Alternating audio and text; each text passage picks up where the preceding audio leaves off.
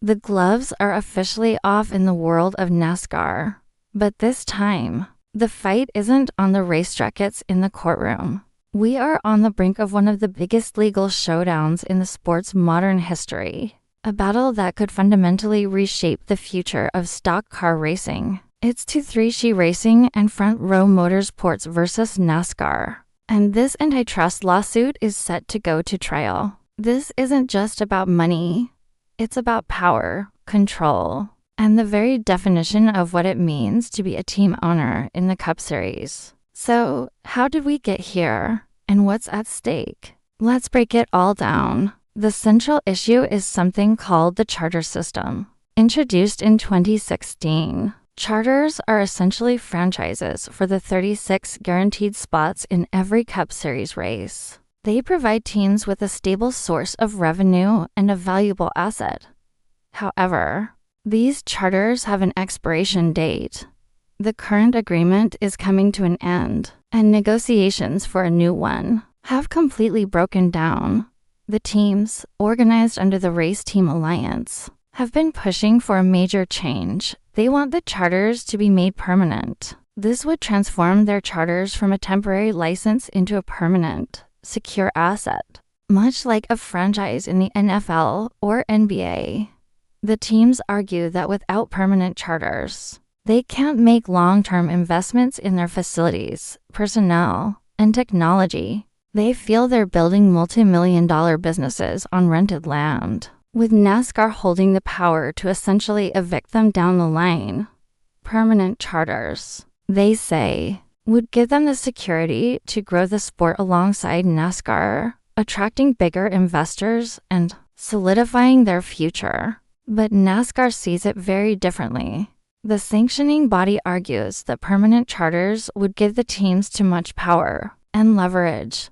If charters are forever, what stops a team from underperforming year after year, knowing their spot is secure? NASCAR wants to maintain control and the ability to reevaluate the system, ensuring that the teams in the field are competitive and contributing to the health of the sport. This disagreement has been simmering for years, but it finally boiled over. While most teams eventually signed a new, temporary charter agreement in August 2024, to held out, 2-3 Racing, co-owned by Michael Jordan and Denny Hamlin, and Front Row Motorsports. Instead of signing, they filed a joint antitrust lawsuit against NASCAR in October of that year, alleging that the sanctioning body operates as an illegal monopoly. They claim NASCAR uses its power to suppress the team's value and control the league in a way that benefits itself at the team's expense.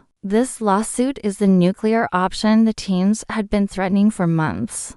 Now, as we head into the trial, some explosive details are emerging from court documents, painting a vivid picture of just how tense the negotiations became. One of the most talked about revelations involves a letter sent by Heather Gibbs, co-owner of Joe Gibbs Racing, to NASCAR leadership back in May 2024. In the letter, Gibbs made an emotional and powerful plea for permanent charters. She wrote, "When all the stakes are on the table, teams need to know their worth is valued and secure." She argued that permanence would build trust and secure the legacies of the owners who have built the sport. It was a heartfelt appeal, an attempt to bridge the gap. So how did NASCAR's top brass react? Well, according to an expert report filed by the teams, NASCAR CEO Jim France's reaction was anything but receptive. The report alleges that France read the letter aloud while swearing every other sentence. This reported outburst led other NASCAR executives to conclude that the letter was not helping the teams. This single detail reveals the sheer animosity and the massive divide between the two sides. It shows that this isn't just a business disagreement. It's become deeply personal and emotional. With settlement talks failing repeatedly, the case is officially heading to trial. Jury selection is set to begin, and the trial is scheduled to last for 10 days. Both sides are completely dug in, each believing they have a winning case. The teams will argue that NASCAR's structure is anti-competitive, while NASCAR will defend its business model as necessary for the governance of the sport. The judge presiding over the case, Kenneth Bell, has expressed serious concern, stating, "It's hard to picture a winner if this goes to the mat. It scares me to death to think about what all this is costing." He's right.